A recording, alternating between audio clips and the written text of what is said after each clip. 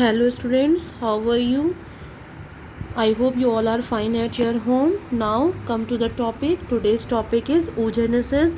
Earlier we have taught about the I taught you about the spermatogenesis and in इससे जो पहले वाला lecture था उसमें मैंने आपको बताया था कि ह्यूमन के जो मेल होते हैं उनके रिप्रोडक्टिव ऑर्गन्स उनके रिप्रोडक्टिव हार्मोन्स कौन कौन से होते हैं और स्पर्म का स्ट्रक्चर कैसा होता है. नाउ जो हमारा आज का टॉपिक है वो हमारा है oogenesis. ठीक है, तो बेटा जैसे हमने स्पर्मेटोजेनेसिस पढ़ा था तो स्पर्मेटोजेनेसिस में हमने देखा था कि स्पर्म कैसे फॉर्म होता है. आपको पता है ना कि हम कैसे पढ़ रहे हैं. हमें प्री फर्टिलाइजेशन इवेंट पढ़ना है, फिर फर्टिलाइजेशन इवेंट पढ़ना है और फिर पोस्ट फर्टिलाइजेशन इवेंट पढ़ना है.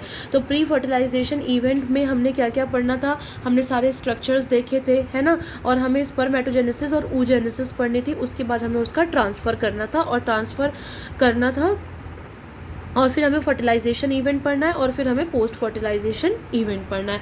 तो अभी हम अपने प्री फर्टिलाइजेशन इवेंट वाले टॉपिक पे ही हैं, वही बड़ा टॉपिक है. उसके बाद फर्टिलाइजेशन और पोस्ट फर्टिलाइजेशन जो है उसमें इतना टाइम नहीं लगेगा. Okay, now come to the topic. आज जो हमारा टॉपिक है डैट इज़ oogenesis. तो oogenesis क्या है? oogenesis का मतलब यू ऑलरेडी नो. oogenesis का मतलब क्या होता है, ये फीमेल में चलती है और फॉर्मेशन ऑफ ओवम, ओवम का बनना, अंडे का बनने को हम क्या बोलते हैं, oogenesis बोलते हैं. ठीक है, आपने जब स्पर्मेटोजेनेसिस पढ़ी थी तो वहाँ पर भी आपने फेजेस पढ़ी थी, वहाँ पर भी आपने मल्टीप्लिकेशन फेज पढ़ी थी, ग्रोथ फेज पढ़ी थी, थोड़ा सा मैं रिवाइज करा रही हूँ आपको, है ना, और आपने मैचुरेशन फेज पढ़ी थी. 3 फेजेस पढ़ी थी. यहाँ पर भी आपको 3 फेजेस पढ़नी है बेटा. मल्टीप्लिकेशन फेज पढ़नी है, ग्रोथ फेज पढ़नी है, मैचुरेशन फेज पढ़नी है ना. तो हमें बहुत सारी फेज पढ़नी. जैसे हमारा पहली कौन सी है, this is multiplication phase. Second कौन सी है, ग्रोथ फेज.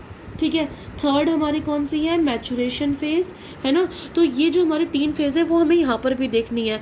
हम क्या करेंगे, साइड बाय साइड स्पर्मेटोजेनेसिस और oogenesis में डिफरेंस भी देखते जाएंगे कि दोनों में कहाँ कहाँ पर डिफरेंस आ रहा है. और मैंने आपको पहले ही क्लासरूम प्रोग्राम में बताया था कि oogenesis है या फिर फीमेल रिप्रोडक्टिव सिस्टम है वो far more important than male reproductive system है. क्योंकि जब आप मेल रिप्रोडक्टिव सिस्टम पढ़ते आपने ऑलरेडी देखा था कि वो इतना वास्ट नहीं था, इतना वाइड नहीं था. बट जब आप फीमेल रिप्रोडक्टिव सिस्टम पढ़े हो तो आप देख रहे हो उसमें कितनी चीज़ें आ रही हैं. आपको ओवम का फॉर्मेशन भी करना होगा, अभी फॉलिकल का फॉर्मेशन भी करना होगा. आपको क्या बोलते हैं, फर्टिलाइजेशन भी देखना है, ग्राफियन फॉलिकल, बहुत सारी चीज़ें, मेंस्ट्रुएशन साइकिल भी देखनी है, तो और प्रेगनेंसी भी देखनी है. बहुत सारी चीज़ें आपको फीमेल के केस में पढ़नी है. तो नीड पॉइंट ऑफ व्यू से female reproductive system is more important than the male reproductive system. Okay, now come to the topic. This is oogenesis. सबसे पहली बात, oogenesis होती क्या है, ओवम का बनना. सिंपल, ओवम के बनने को हम oogenesis कहते हैं. oogenesis में भी 3 स्टेजेस होती हैं. एक होती है मल्टीप्लिकेशन फेज, दूसरी होती है ग्रोथ फेज, तीसरी होती है मैचुरेशन फेज, है ना. मल्टीप्लिकेशन फेज में जैसा आपने स्पर्मेटोजेनेसिस में पढ़ा था वहाँ पर आपने पढ़ा था कि मल्टीप्लाई हो रहा था माइटोसिस से. याद नहीं आ रहा होगा तो दोबारा से आप मेरा वीडियो ओपन करके देख सकते हो या अपनी बुक निकाल कर दोबारा से उसको एक बार रिवाइज कर सकते हो. तो मल्टीप्लिकेशन फेज हम इसे क्यों बोल रहे हैं, क्योंकि यहाँ पर एक सेल बहुत सारे सेल में बदलता है. एक सेल बहुत सारे सेल में बदलता है बिकॉज ऑफ माइटोसिस, है ना. तो इसीलिए हम इसको क्या बोल रहे हैं, मल्टीप्लिकेशन बोल रहे हैं. ग्रोथ फेज क्यों बोलते हैं, क्योंकि हम कोई एक सेल सेलेक्ट करते हैं, मल्टीप्लिकेशन करने के बाद कोई एक सेल सेलेक्ट करते हैं और फिर उसकी ग्रोथ कराते हैं, उसको साइज़ में बढ़ाते हैं as compare to other cell. ठीक है, इसीलिए हम उसे ग्रोथ फेज़ बोलते हैं. फिर हम बोलते हैं मैचुरेशन फेज़. मैचुरेशन फेज़ हम इसलिए बोलते हैं क्योंकि यहाँ पर हमारी मियोसिस कंप्लीट होती है, सेल डिवाइड होता है, क्रोमोसोम नंबर हाफ होते हैं और हमारा एक कंप्लीट ओवम बन जाता है. अब डिफरेंस क्या है बेटा, मैंने आपको क्लासरूम प्रोग्राम में भी बताया था कि स्पर्म जो बनते हैं वो बॉयज़ में तब बनते हैं जब वो अपनी एडोलेसेंस स्टेज में पहुंच जाते हैं. यानी कि जब वो, आप सिंपल भाषा में अगर बोलोगे तो जब वो जवान हो जाते हैं तो तब क्या होता है, उनके स्पर्म बनते हैं. आई बात समझ में. लेकिन गर्ल्स में क्या होता है, गर्ल्स में जितने भी अंडे बनते हैं वो जब अपनी माँ के पेट में होती हैं उसी टाइम बन जाते हैं. सिर्फ जब वो बाहर निकलती है अपने माँ के पेट में से उसके बाद केवल क्या होता है, उनका उनका जो होता है फर्दर जो मैचुरेशन होती है, फर्दर मैचुरेशन जो उनका होता है, मियोसिस होता है, मियोसिस 1 होती है, मियोसिस 2 होती है, वो फर्दर होती है। मेरी बात समझ में आ रही है? स्पर्मेटोजेनेसिस बॉयज़ के केस में जो स्पर्म बनते हैं वो बचपन में नहीं बनते, यानी कि अगर कोई लड़का अपनी माँ के पेट में होगा तो उस टाइम पर उसका कोई भी स्पर्म नहीं बनेगा। स्पर्म उसके कब बनेंगे? जब वो एडोलेसेंस स्टेज में आएगा। बट गर्ल्स के केस में जितने भी अंडे होते हैं वो तभी बन जाते हैं जब वो अपनी मम्मा के स्टमक के इनसाइड होती है, यूट्रस के इनसाइड होती है, इंट्रा यूट्राइन लाइफ जब वो जी रही होती है तभी उसके सारे ओवम बन जाते हैं। ठीक है, जब वो बाहर निकलती है और फिर धीरे धीरे करके वो एडोलेसेंस स्टेज में आती है, उसकी मेंस्ट्रुअल साइकिल स्टार्ट होती है, तब उसकी मियोसिस 1 कंप्लीट होती है, वो भी हॉल्ट हो जाती है। अभी हम देखेंगे कहाँ कहाँ हॉल्ट होती है। प्रोफेज 1 में हॉल्ट हो जाती है ना। फिर उसके बाद जब वो फर्टिलाइजेशन करती है तो उसकी मियोसिस 2 कंप्लीट होती है। तो क्या होता है कि फर्दर वो जो एज जीती है, जब वो अपने माँ के पेट से बाहर निकल जाती है और फर्दर एज जीती है, तो केवल क्या होता है, उसकी मियोसिस कंप्लीट होती है, मतलब मियोसिस की स्टेजेस कंप्लीटेड होती हैं, वरना सारे अंडे उसी टाइम पर बन जाते हैं जब वो अपने माँ के पेट में होते हैं। ऐसा कहा जाता है कि जब कोई बेटी अपनी माँ के पेट में होती है तो जब वो 25 वीक ओल्ड होती है, 25 वीक ओल्ड होती है, तो 25 वीक ओल्ड जो फीटस होता है माँ के पेट में, उसके सारे ओवम बन जाते हैं।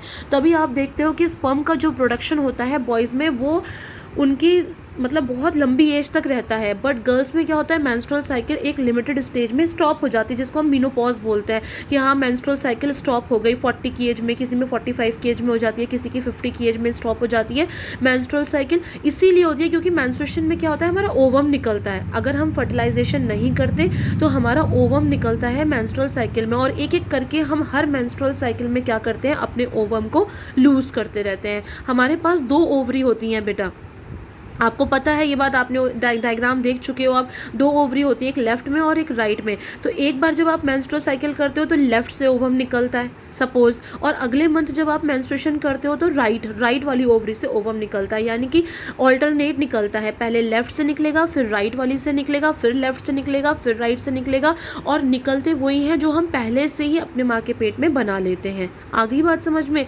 तो अब हम देखते हैं कि किस तरह से, अब तो मैंने आपको डिफरेंस समझा दिया कि स्पर्मेटोजेनेसिस में और oogenesis में की डिफरेंस क्या है। सारा स्पर्म एडोलेसेंस स्टेज में बनता है, इसीलिए बॉयज़ जो होते हैं वो लॉन्ग टर्म तक स्पर्म का प्रोडक्शन कर सकते हैं, बट गर्ल्स में ओवम का प्रोडक्शन लॉन्ग टर्म तक नहीं होता, बिकॉज उनके पास एक लिमिटेड ओवम की स्टोर हाउस होता है, जो कि वो पहले ही जब वो अपने माँ की इंट्रा यूट्राइन लाइफ में होती है तभी वो बना लेती हैं। आ गई बात समझ में? तो अब हम देखते हैं, देखो सबसे पहले हम स्टार्ट कर रहे हैं हमारी first stage, that is multiplication stage. अब मैंने इस मल्टीप्लिकेशन फेज़ के ऊपर एम्ब्रियोनिक लाइफ इसलिए लिख रखा है बेटा, क्योंकि मैंने अभी आपको बताया कि जो भी ओवम मतलब जो भी उगोनिया है, उगोनिया आप ऐसे बोलोगे इमैच्योर, अभी वो मैच्योर नहीं हुए हैं अभी, क्योंकि मैचुरेशन स्टेज तो लास्ट स्टेज है ना, तो अभी वो मैच्योर नहीं हुए हैं। तो जितने भी उगोनिया, हम ओवम नहीं बोलेंगे, हम क्या बोलेंगे, जितने भी उगोनिया हैं, ठीक है, जितने भी उगोनिया हैं वो स्टार्टिंग में ही बन जाते हैं जब वो 25 वीक्स ओल्ड होते हैं, एक फीटस ओल्ड होता है इतना, ठीक है। तो अब हम मल्टीप्लिकेशन फेज़ देखते हैं। तो मैंने अभी आपको बताया कि मल्टीप्लिकेशन फेज़ का मतलब क्या होता है। मल्टीप्लिकेशन फेज़ का मतलब होता है माइटोसिस, चाहे वो स्पर्मेटोजेनेसिस हो चाहे वो oogenesis हो, दोनों में ही मल्टीप्लिकेशन फेज़ का मतलब होता है माइटोसिस। तो ये हमारी क्या है, गैमीट मदर सेल है जो गैमीट बनाएगी। इसी को हम प्रीमोर्डियल जर्म सेल भी बोलते हैं, PGC, प्रीमोर्डियल जर्म सेल, ठीक है। ये कैसी होती है, 2n होती है, डिप्लॉइड होती है। 2n का मतलब क्या हुआ, 44 इसके पास ऑटोसोम्स हैं, यानी कि सोमैटिक सेल्स है, और XX क्या है इसके पास, एलोसोम्स। मैंने आपको बताया था ना कि 44 हमारे पास ऑटोसोम्स होते हैं और एक पेयर हमारे पास किसका होता है, सेक्स क्रोमोसोम्स का होता है, और उसको हम एलोसोम्स बोलते हैं, सेक्स क्रोमोसोम्स को। और आपको पता है फीमेल में जो सेक्स क्रोमोसोम होता है वो कैसा होता है, XX होता है, राइट। ओके, तो ये हमारी गैमीट मदर सेल थी, प्रीमोर्डियल जर्म सेल थी, दोनों में से आप किसी नाम से भी इसे बुला सकते हो। इसका डिप्लॉइड नेचर था, डिप्लॉइड का मतलब 46 क्रोमोसोम्स इसके पास थे, 44 + XY करके मैंने यहाँ पर शो कर रखा है। अब क्या हुआ, इसमें हुई माइटोसिस, क्योंकि हम मल्टीप्लिकेशन फेज पढ़ रहे हैं, और ये हो कहाँ रही है, माँ के पेट में, जब बच्चा एम्ब्रियोनिक लाइफ में है, ठीक है। तो माइटोसिस करके वो बहुत सारे उगोनियाँ बना ले रहा है, माइटोसिस करके वो बहुत सारे उगोनियाँ बना ले रहा है। और ये जो उगोनियाँ है ये भी कैसे हैं, डिप्लॉइड है। आपको पता है ना माइटोसिस में क्रोमोसोम नंबर सेम रहता है, माइटोसिस में क्रोमोसोम नंबर डिवाइड नहीं करता, रिडक्शनल डिवीज़न नहीं है। तो जैसे माँ का क्रोमोसोम नंबर होगा वैसे जो भी वो मल्टीप्लाई करके सेल्स बनाएंगे वैसे उनके डॉटर सेल्स का भी क्रोमोसोम नंबर सेम रहेगा। तो ये आ गया हमारा 44 + XY। ठीक है। अब ये जितने भी उगोनिया हैं ये कब बन गए, 25th वीक। मैंने यहाँ ऊपर भी लिख रखा था, यहाँ पर भी लिखा हुआ है कि 25th वीक। जब तक 25th वीक में आप लगा लो, एक 1 मंथ में कितने 1 मंथ में कितने वीक्स होते हैं, 4। 2 मंथ्स में कितने हो गए, 8। 3 मंथ्स में कितने हो गए, 12। इसका मतलब 6 मंथ में कितने हो गए, 24। इसका मतलब ऐसा हुआ कि 6-7 मंथ्स में बच्चा अपनी माँ के पेट में 9 महीने तक रहता है। तो लड़की जो है जब 6-7 मंथ्स की होती है अपने माँ के पेट में, उसी टाइम उसके सारे उगोनिया बन जाते हैं। ठीक है। तो उगोनिया डिप्लॉइड है, माइटोसिस से बना है। कब बन गए हैं सारे oogonia, 25th week of intra uterine life से बन गए। कितने बनते हैं, लगभग ये 7 मिलियंस बनते हैं। 7 मिलियंस उगोनिया हमारे बॉडी के अंदर जब एक बच्ची बाहर निकलती है तो ऑलरेडी उसके यूट्रस में उसके ओवरी में ऑलरेडी 7 मिलियंस उगोनिया प्रेजेंट होते हैं in both of the ovary. You can't imagine this. Okay, now अब हमारा उगोनिया बन गया, मल्टीप्लिकेशन फेज हमारी कंप्लीट हो गई। नाउ जो हमारा सेकंड टॉपिक है दैट इज ग्रोथ फेज। जो सेकंड स्टेप आएगा ग्रोथ फेज है, और ये भी कब हो रहा है, एम्ब्रियोनिक लाइफ में। एम्ब्रियोनिक लाइफ का मतलब ये भी अंदर ही हो रहा है यूट्रस के, समझ में आ रहा है, ये बाहर नहीं हो रहा है। अभी बच्ची जो है वो माँ के पेट में ही है, अभी बाहर नहीं निकली है। तो ये जो मल्टीप्लिकेशन फेज थी और ये जो ग्रोथ फेज है ये दोनों उसके अंदर ही माँ के यूट्रस के अंदर ही हो रहे हैं। ठीक है। और जो ओविपेरस एनिमल्स होते हैं ना, आपको पता है ना ओविपेरस एनिमल्स कौन होते हैं, जो अपने अंडे देते हैं, बच्चे नहीं देते, अंडे देते हैं। उनमें ये सबसे लॉन्गेस्ट फेज होती है ग्रोथ फेज। ठीक है, याद रखना इस बात को। इसके बाद हम बात करते हैं, ठीक है, अब ये जो ग्रोथ फेज है ये हुआ क्या कि ये जो उगोनिया बने थे, आपको पता है ना माइटोसिस से बहुत सारे उगोनिया बने, उनमें से कोई एक उगोनिया जो है उसने बहुत सारा न्यूट्रिशन लिया अपने आसपास से। ठीक है। और अपने आप को साइज़ में बड़ा किया, और साइज़ में बड़ा करने के बाद जो है उसने बना दिया प्राइमरी oocyte। समझ में आई। पहले क्या था, प्रीमोर्डियल जर्म सेल्स था, माइटोसिस हुई, माइटोसिस होके उगोनिया बन गए। सारे oogonia 25th week of intrauterine life में बन गए। लगभग 7 मिलियंस बनेंगे। यहाँ पर हमारी मल्टीप्लिकेशन फेज खत्म हो रही है। फिर हमारी आती है ग्रोथ फेज, जिसमें कुछ नहीं होगा, कोई एक उगोनिया अपने आसपास से न्यूट्रिएंट लेगा, अपने न्यूट्रिशन लेगा, अपने आप को इंक्रीज करेगा साइज में, और जो वो इंक्रीज करा हुआ साइज वाला जो उगोनिया होगा उसी को बस हम बोल देंगे, उसका नाम चेंज कर देंगे, क्या बोल देंगे, प्राइमरी oocyte बोल देंगे। और इसका नेचर भी कैसा है, 2n है, 44 + XX है। ठीक। अब क्या होगा, अब चलेगी मियोसिस। ठीक है, प्राइमरी oocyte हो गई, अब चलेगी मियोसिस। समझ में आई मेरी बात। अब मियोसिस जैसी स्टार्ट होगी, यानी कि प्राइमरी oocyte बन गया ना, अब मियोसिस, तो जैसी मियोसिस स्टार्ट हुई इसका मतलब क्या स्टार्ट हो गया, maturation phase, third phase start हो गई। मेरी बात समझ में आ रही है, क्या स्टार्ट हो गई, थर्ड फेज स्टार्ट हो गई। ठीक है, थर्ड फेज स्टार्ट हो गई, मैचुरेशन फेज है, थर्ड फेज स्टार्ट हो गई। अब हमारे पास क्या होगा, देखो ध्यान से सुनो मेरी बात। तो मैचुरेशन फेज हो गई है ना। अब पहली फर्स्ट मैचुरेशन डिवीजन चलेगी। ठीक है, फर्स्ट मैचुरेशन का मतलब होता है मियोसिस, मैचुरेशन का मतलब होता है मियोसिस, मल्टीप्लिकेशन का मतलब होता है माइटोसिस, ग्रोथ का मतलब होता है जो माइटोसिस करके जो सेल बने हैं उनको प्रॉपर तरीके से न्यूट्रिशन लेना और अपने आप को साइज में ग्रो करना। ठीक है, तो हमारा प्राइमरी oocyte जो था वो ग्रोथ से बन गया था। अब इसमें क्योंकि बड़ा हमें उसका साइज इंक्रीज कराना ना, क्योंकि हमें उसे 2 पार्ट में डिवाइड करना है, तो अब क्या हुआ, मियोसिस चली। ठीक है, इसको हम बोल देंगे फर्स्ट मैचुरेशन डिवीज़न। ठीक है, तो आपको पता है मियोसिस 2 स्टेप में कंप्लीट होती है, मियोसिस 1 एंड मियोसिस 2। तो पहले हमारी मियोसिस 1 स्टार्ट हुई। ठीक है, कौन सी फेज चल रही है बेटा, जैसी मियोसिस स्टार्ट हुई कौन सी फेज चल रही है, मैचुरेशन फेज चल रही है। ग्रोथ फेज में केवल प्राइमरी oocyte बनेगा। ठीक है, तो फर्स्ट मियोसिस हुई, बट जैसे ये मियोसिस, आपको पता है ना मियोसिस वन में कौन कौन सी स्टेज होती हैं, प्रोफेज वन होती है, मेटाफेज वन होती है, एनाफेज वन होती है, टीलोफेज वन होती है ना। तो प्रोफेज वन में भी आपको पता है बहुत सारी स्टेजेस होती है, सबसे बड़ी प्रोफेज वन होती है मियोसिस वन में। अगर आपको नहीं पता है तो cell division and cell cycle जो कि क्लास 11th में था आपका, वो चैप्टर आप दोबारा से पढ़ लीजिए, ठीक है। तो जो मियोसिस वन था, मियोसिस वन में प्रोफेज वन सबसे लॉन्गेस्ट फेज थी, उसमें बहुत सारी फेज थी, डिप्लोटीन थी, डाइकाइनेसिस थी, पेचाइटीन थी, जाइकोटीन था, है ना। तो इसमें जो है हमारा, जब ये मियोसिस चलेगी, मियोसिस वन चलेगी, तो ये मियोसिस वन क्या होगी, पूरी कंप्लीट नहीं हो पाएगी। मेरी बात समझ में आ रही है। मियोसिस वन यानी कि मैचुरेशन फेज, देखो मैंने मैचुरेशन फेज के नीचे क्या बना रखा है, एम्ब्रियोनिक लाइफ बना रखा है और फिर रिप्रोडक्टिव लाइफ बना रखा है।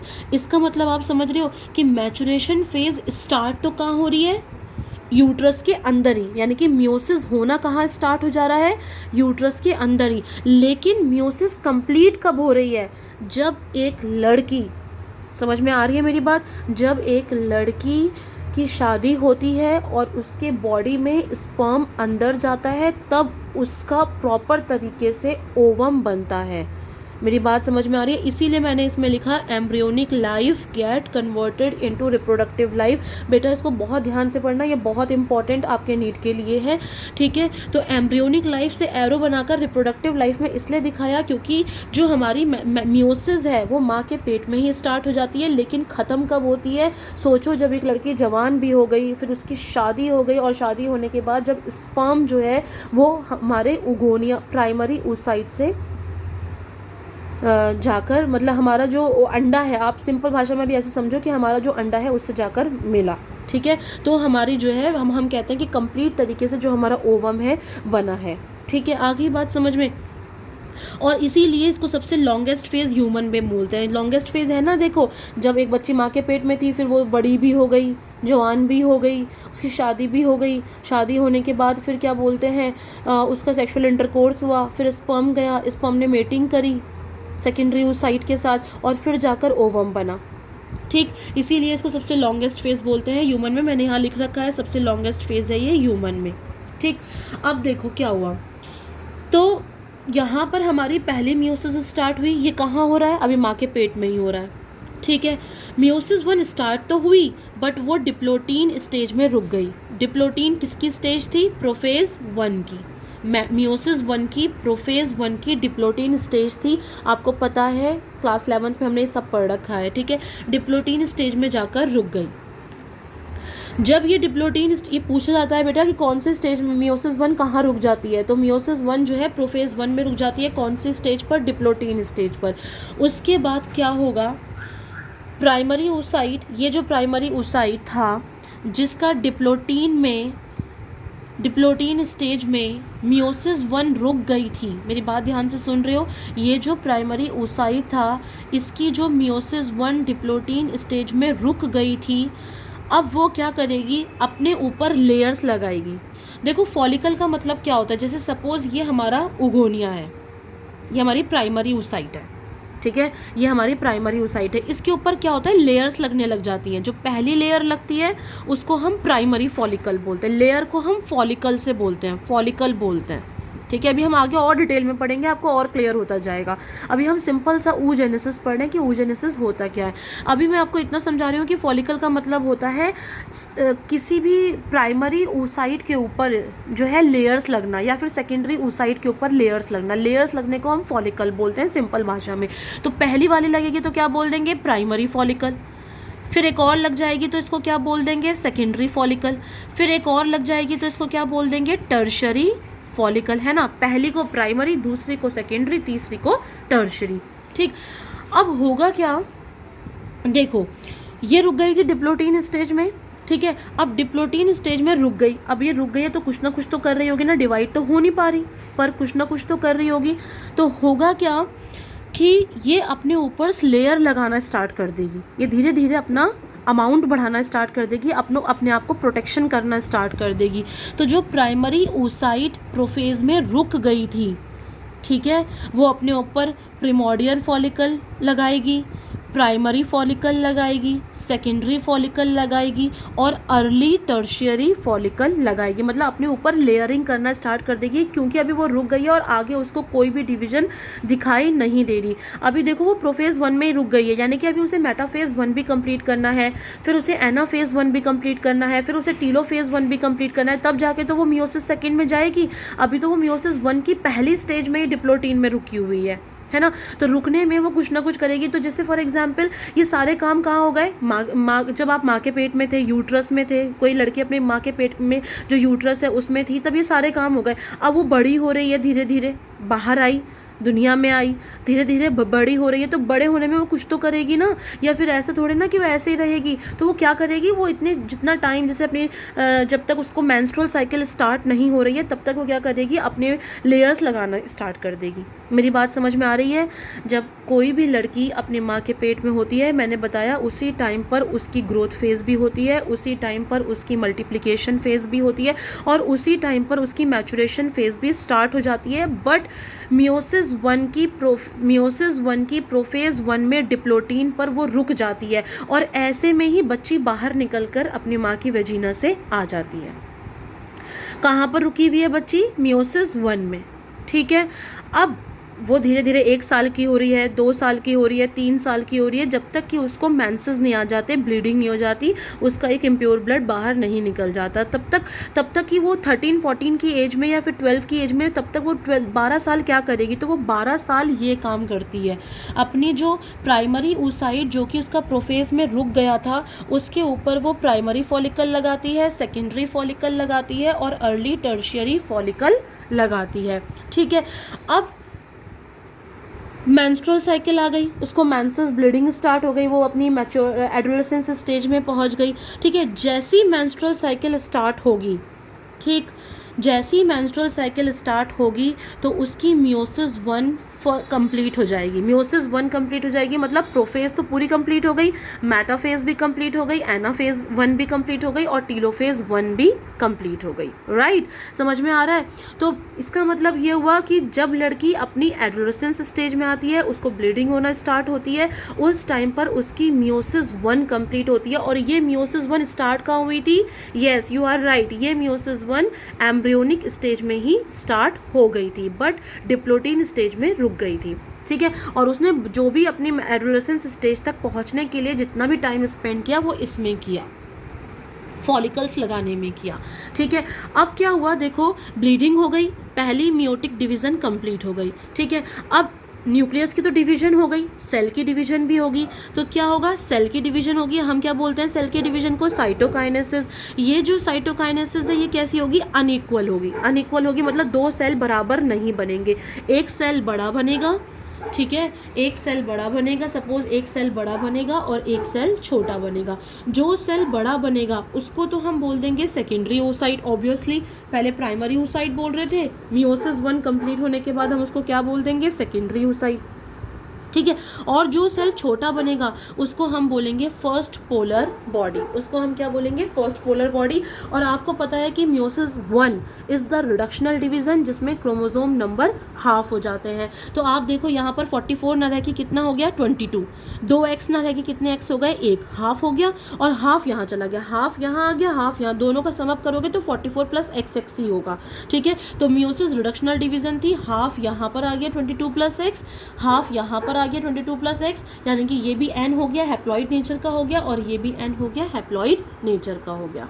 ठीक है, तो हमारी एक सेकेंडरी oocyte बन गई और एक पहली पोलर बॉडी बन गई। अब ये पहली पोलर बॉडी की छोटी बनी है, छोटी का मतलब क्या हुआ, इसके पास साइटोप्लाज्म का अमाउंट कम है। तो साइटोप्लाज्म का आपको पता है कोई भी डिवीजन करने के लिए साइटोप्लाज्म का अमाउंट अच्छा खासा होना चाहिए, इसीलिए हम क्या कराते हैं, यहाँ पर ग्रोथ फेस कराते हैं। हमने ये जो प्राइमरी oocyte, ये जो ओवोनिया था, इसका क्या कराया था, खिला पिला के इसको बड़ा ही तो कराया था, तभी तो हमने इसको क्या बोल दिया था, प्राइमरी oocyte बोल दिया था, है ना। तो प्राइमरी oocyte का बोल दिया था, उसके बाद हमने इसमें क्या कराई थी, मियोसिस कराई थी। तो मियोसिस कराने के लिए हमने क्या करा था, उसको बड़ा किया था ताकि उसकी जो 2 क्वांटिटी है वो बराबर बराबर बढ़ जाए। आ गई बात समझ में? सेम अब देखो यहाँ पर तो सेकेंडरी oocyte बड़ा बना तो इसकी तो डिवीजन हो सकती है, बट ये तो छोटा बना तो इसकी डिवीजन नहीं हो भी सकती है, नहीं क्यों नहीं हो सकती? क्योंकि इसमें साइटोप्लाज्म की क्वांटिटी कम है। तो इसके दो फेट होंगे, या तो ये डीजेनरेट कर जाएगा, या तो इसका कोई काम नहीं होगा या ख़त्म हो जाएगा। जो फर्स्ट पोलर बॉडी है वो डीजेनरेट कर जाएगी, ख़त्म हो जाएगी, ठीक है, वो डिजेनरेट कर जाएगी, ख़त्म हो जाएगी फर्स्ट पोलर बॉडी, क्योंकि इसके पास साइटोप्लाज्म नहीं है, या फिर वो डिवाइड कर जाएगी। बट पोलर बॉडी का अभी तक कोई भी सिग्निफिकेंस रोल पता नहीं चला है कि ये कहाँ पर काम आती हैं। ज़्यादातर हम यही बोलते हैं कि डिजेनरेट हो जाती हैं, बिकॉज एक्चुअल में जो हमें मतलब होता है वो सेकेंडरी oocyte से मतलब होता है, राइट। अब क्या होगा देखो, मैंने इसको अलग से बना रखा है सेकेंडरी oocyte, क्योंकि ये तो हमारा जो हमारी फर्स्ट पोलर बॉडी है इसका तो कोई रोल नहीं है, ठीक है। हमें मेन रोल किससे बात करनी है? सेकेंडरी oocyte से बात करनी है, तो मैंने यहाँ पर सेकेंडरी oocyte को अलग से लिख रखा है, ठीक। अब ये सेकेंडरी oocyte बन गई। याद रखना सेकेंडरी oocyte कैसे बनी थी? मियोसिस 1 से बनी थी। मियोसिस 1 कब कंप्लीट हुई थी? मेंस्ट्रुअल, जब मेंसेस लड़की को स्टार्ट हुए थे तब कंप्लीट हुई थी। स्टार्ट कब हुई थी? एम्ब्रियोनिक लाइफ में ही मियोसिस 1 स्टार्ट हो गई थी, ठीक है। फिर सेकेंडरी oocyte कैसा था? n = 22 + x था, क्रोमोसोम हाफ हो गए थे, ठीक है। इसमें अब चलेगी मियोसिस सेकेंड, और आपको पता है मियोसिस सेकेंड कैसे डिवीजन होती है? It is a equational division just like the mitosis. इसमें कोई भी क्रोमोसोम नंबर हाफ नहीं होते हैं, ठीक है। तो हम मियोसिस सेकेंड को क्या बोलेंगे? Second maturation division. जैसे हम मियोसिस 1 को फर्स्ट मैचुरेशन डिवीजन बोल रहे थे, वैसे ही हम मियोसिस सेकेंड को क्या बोलेंगे? सेकेंड मैचुरेशन डिवीजन बोलेंगे, ठीक है। तो अब फिर से प्रॉब्लम, कितनी प्रॉब्लम्स हैं गर्ल्स के साथ, है ना। तो पहले देखो, पहले जो था मियोसिस 1 थी। मियोसिस 1 बचपन में जब माँ के पेट में थी तभी स्टार्ट हो गई थी, लेकिन ख़त्म कब हुई? जब ब्लीडिंग हुई, ठीक है। अब ये मियोसिस सेकेंड, जब लड़की एडोलेसेंस, जब उसको मेंसेस आते हैं तो उसकी मियोसिस फर्स्ट कंप्लीट हो जाती है और मियोसिस सेकंड स्टार्ट हो जाती है। लेकिन फिर से प्रॉब्लम आती है, मियोसिस सेकंड भी मेटाफेज में रुक जाती है, मेटाफेज सेकंड में रुक जाती है। समझ में आया? यानी कि मेंसेस से भी कोई बात नहीं बनी। मेंसेस से सिर्फ इतना हुआ कि मियोसिस 1 कंप्लीट हो गई और मियोसिस सेकंड रुक गई। कहाँ पर रुक गई? मेटाफेज में। मियोसिस 1 रुक रही थी प्रोफेज में, डिप्लोटीन स्टेज में। मियोसिस सेकंड रुक रही है मेटाफेज सेकंड में, ठीक है। अब होगा क्या? ये रुक गई, है ना। अब मेंसेस तो स्टार्ट हो गए, लेकिन अभी उस लड़की की मैरिज नहीं हुई, उसका सेक्सुअल इंटरकोर्स नहीं हुआ, तो उस टाइम पीरियड के लिए वो क्या करेगी? जैसे आपने अभी देखा था ना कि सारे जितने भी ओगोनिया थे वो माँ के पेट में ही बन गए थे। तो जब लड़की पैदा हुई थी, फिर वो अपनी एडोलेसेंस स्टेज में पहुंची थी, तब तक वो इतना टाइम पीरियड क्या कर रही थी? फॉलिकल ही बना रही थी, है ना। तो अब क्या हुआ है? मेंसेस हो गए, लेकिन अभी उसकी शादी नहीं हुई, अभी उसका कोइटस नहीं हुआ, सेक्सुअल इंटरकोर्स नहीं हुआ। तो इतने टाइम पीरियड में वो क्या करेगी? इतने टाइम पीरियड में वो फिर से फॉलिकल बनाएगी, फिर से लेयर बनाएगी, ठीक है। और वो लेयर क्या, जब वो लेयर बनाएगी तो उस लेयर को हम क्या बोलेंगे? ग्राफियन, स्पेलिंग थोड़ी रॉन्ग हो रही है, GRAAFIAN, उसको हम क्या बोलेंगे? ग्राफियन फॉलिकल बोलेंगे, ठीक है। और ग्राफियन फॉलिकल ही मैच्योर फॉलिकल कहलाता है। यानी कि पहले बनेगा प्राइमरी फॉलिकल, फिर बनेगा सेकेंडरी फॉलिकल, फिर बनेगा अर्ली टर्शरी फॉलिकल, और ये सब कहाँ बनेंगे? मियोसिस 1 में, जब मियोसिस 1 रुक जाती है। फिर जब मियोसिस सेकेंड रुक जा रही है तो उस टाइम पर कौन सा बनेगा? उस टाइम पर मैच्योर ग्राफियन फॉलिकल बनेंगे, ठीक है। अब क्या होगा? ये ग्राफियन फॉलिकल, जो मैच्योर ग्राफियन फॉलिकल है, यानी कि कुछ ऐसा होगा। देखो, ये तो आ गया हमारा सेकेंडरी oocyte, ठीक है। इसके ऊपर क्या लगेगा? सेकेंडरी oocyte है ना। ये जैसे प्राइमरी oocyte था, ये प्राइमरी, PO मतलब प्राइमरी oocyte।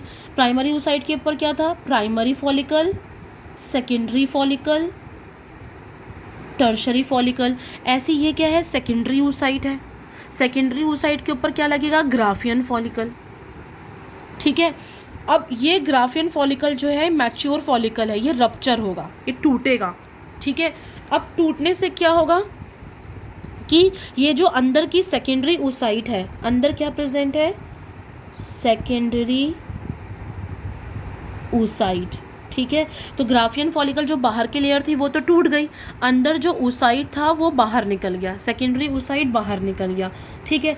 अब ये सेकेंडरी oocyte जो बाहर निकला कौन सी स्टेज में रुका हुआ है? ये मेटाफेज में। मैंने अभी बताया मियोसिस सेकंड कहाँ रुकी हुई है? मेटाफेज सेकंड में रुकी हुई है। और रुकने में ही वो अपने ऊपर क्या लगा रही है? ग्राफियन फॉलिकल लगा रही है। फिर ये ग्राफियन फॉलिकल रप्चर होगा, इसके अंदर से जो सेकेंडरी oocyte छुपी हुई थी वो बाहर निकलेगी, ठीक है। और बाहर कौन से फॉर्म में निकल रही है? रुकी हुई सिचुएशन में निकल रही है। कौन सी फेज में रुकी हुई है? मेटाफेज में रुकी हुई है। इसी को हम क्या बोलेंगे? ओव्यूलेशन बोलेंगे, ठीक है। और ये ओव्यूलेशन किसके थ्रू होगा? यानी कि ये अंडा बाहर, ये जो सेकेंडरी oocyte है ये बाहर किसके थ्रू निकलेगी? कैविटी के थ्रू निकलेगी, सीलोम के थ्रू निकलेगी, ठीक है।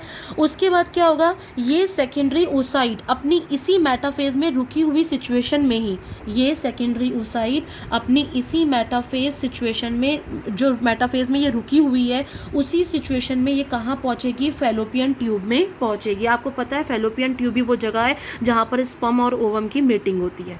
आ गई बात समझ में आया? पहले ग्राफियन फॉलिकल टूटा, उसके अंदर से सेकेंडरी oocyte निकली। वो सेकेंडरी oocyte कौन से स्टेज में है? मेटाफेज में रुकी हुई है। ऐसे ही निकल जाएगी, रुकी हुई अवस्था में ही निकल जाएगी बाहर, ठीक है। और कहाँ पहुँच जाएगी? फैलोपियन ट्यूब में पहुँच जाएगी। अब फैलोपियन ट्यूब में दो काम होंगे, या तो फर्टिलाइजेशन होगा यानी कि स्पर्म और सेकेंडरी oocyte की मीटिंग होगी, या फिर स्पर्म और सेकेंडरी oocyte की मीटिंग नहीं होगी। तो अब हम ज़रा यहाँ देखते हैं कि यहाँ क्या हो रहा है। तो अगर स्पर्म और सेकेंडरी oocyte की मीटिंग होगी तो क्या होगा? अगर स्पर्म और सेकेंडरी oocyte की मीटिंग नहीं होगी तो क्या होगा, ठीक है। तो अगर सेकेंडरी oocyte की और स्पर्म की मीटिंग होगी, ठीक है, तो क्या होगा? स्पर्म, ये हमारा सेकेंडरी oocyte है, देखो ये हमारा क्या है? This is a secondary oocyte, ठीक है। ये कौन सी स्टेज में रुका हुआ है? मेटाफेज में रुका हुआ है। और ऐसी रुके हुए में ही कहाँ चला गया? फैलोपियन ट्यूब में चला गया। मेरी बात ध्यान से सुनना बिल्कुल, मैं बहुत इंपॉर्टेंट बात बता रही हूँ, ठीक है। ये हमारा सेकेंडरी oocyte है, ठीक है। ये मेटाफेज में रुका हुआ है और ऐसी ही सिचुएशन में ये फैलोपियन ट्यूब में चला गया। अब इस सपोज ये है हमारा फैलोपियन ट्यूब, ठीक है। अब इस फैलोपियन ट्यूब में आया स्पर्म, समझ में आया? इस फैलोपियन ट्यूब में आया स्पर्म। जैसी स्पर्म फैलोपियन ट्यूब में आएगा, मेरी बात समझ रहे हो? जैसे स्पर्म फैलोपियन ट्यूब में आएगा तो फैलोपियन ट्यूब में ऑलरेडी क्या प्रेजेंट है? सेकेंडरी oocyte जो कि मेटाफेज स्टेज में रुकी हुई है। तो जैसे ये स्पर्म इस सेकेंडरी oocyte को टच करेगा, जैसे ये स्पर्म इस सेकेंडरी oocyte को टच करेगा, वैसे ही क्या होगा? मेटाफेज स्टेज जो इसकी रुकी हुई थी वो ख़त्म हो जाएगी और ये जल्दी जल्दी क्या हो जाएगा? मेटाफेज कंप्लीट करेगा, एनाफेज कंप्लीट करेगा, टीलोफेज कंप्लीट करेगा और अपनी मियोसिस सेकंड को कंप्लीट कर देगा। क्योंकि स्पर्म के पास क्या होते हैं? स्पर्म के पास मेटाफेज को ब्रेक करने वाले फैक्टर्स होते हैं। और एनाफेज को देखो, मेटाफेज के बाद कौन सी स्टेज आती है? एनाफेज। मेटाफेज के बाद कौन सी स्टेज आती है? एनाफेज। तो मेटाफेज को ब्रेक करने वाले फैक्टर्स किसके पास होते हैं? स्पर्म के पास। और एनाफेज को लाने वाले, क्योंकि मेटाफेज के बाद एनाफेज लाना है, तो एनाफेज को प्रमोट करने वाले फैक्टर्स कौन से होते हैं? वो भी स्पर्म के पास होते हैं। तो जैसी स्पर्म सेकेंडरी oocyte के साथ जाकर मिला, ठीक है, तो मेटाफेज स्टेज खत्म हो गई, एनाफेज भी खत्म हो गई, टीलोफेज भी खत्म हो गई, यानी कि कुल मिला के मियोसिस सेकंड कंप्लीट हो गई। तो हमने क्या बोला? At the time of fertilization due to penetration of sperm, जैसे स्पर्म बॉडी के अंदर गया तो उसने क्या करा? मेटाफेज प्रमोटिंग फैक्टर्स थे उसके पास, किसके पास थे? स्पर्म के पास थे। एनाफेज प्रमोटिंग फैक्टर्स थे उसके पास और उसने क्या करा? उसके मियोसिस को कंप्लीट कर दिया, ठीक है। और हमारी मियोसिस सेकंड कंप्लीट हो गई। अब न्यूक्लियस की डिवीजन होगी, सेल की भी डिवीजन होगी।